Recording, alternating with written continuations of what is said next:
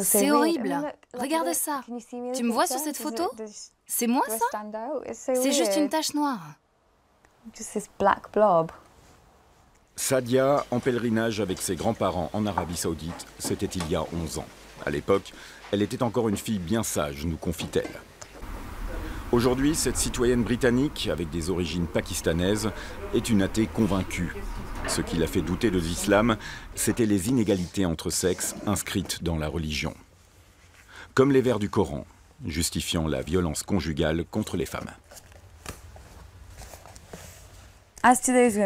Quant à celles dont vous craignez la désobéissance, d'abord, avertissez-les.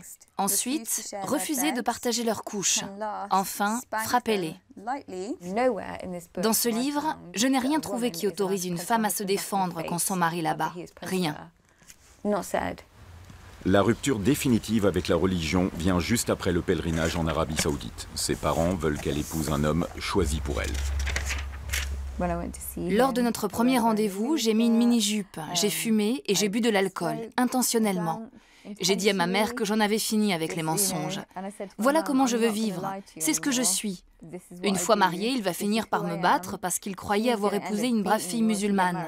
Mais je ne suis rien de tout ça.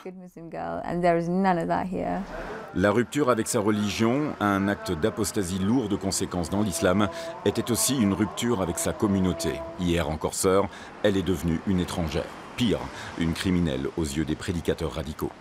Selon la loi islamique, la peine prévue pour acte d'apostasie est la peine de mort. Fondatrice du Conseil des ex-musulmans en Grande-Bretagne, Mariam Namazie a déclaré la guerre à ceux qui prêchent la haine.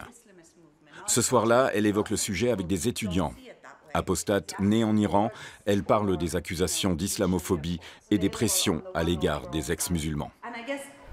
Ils sont vilipendés, snobés, ils subissent des intimidations, des menaces, des pressions.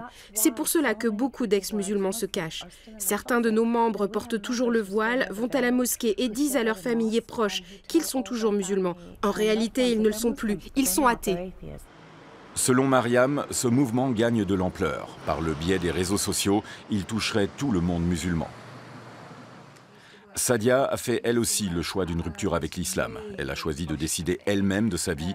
Aujourd'hui, elle s'occupe de femmes violées. C'était la bonne décision de quitter l'islam. Je n'ai aucun doute là-dessus, aucun.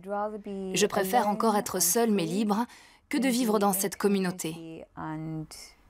Je ne me suis jamais sentie aussi seule qu'au sein de cette communauté. Je préfère être seule mais libre.